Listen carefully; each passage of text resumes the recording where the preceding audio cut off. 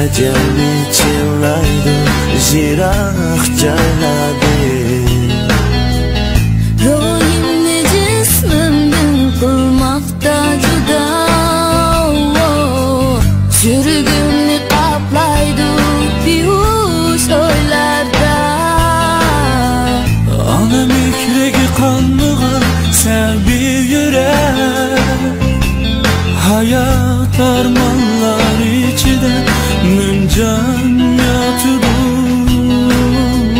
Telmirib baqidi ona ko'ziga,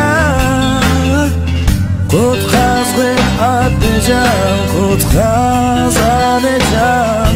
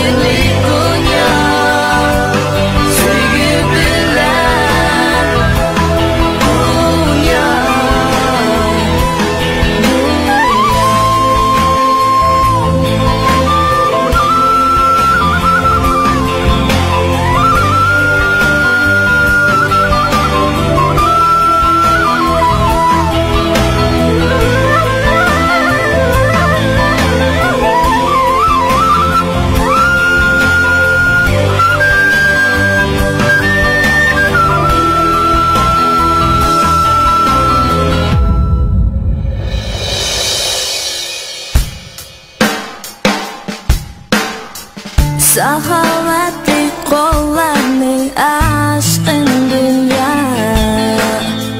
shu seni jon bilan ulayli birdan. Balamdan yashab turgan miskin onalar, farzand uchun yoshlarini silg'ab.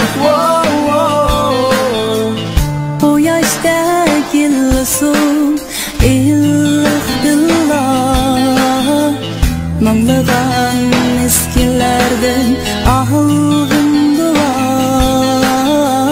Jon qilgan yuraklarga to'kil savol, baxtga to'lsin bu go'zal dunyo. Baxtim inlisin bu güzel dünya.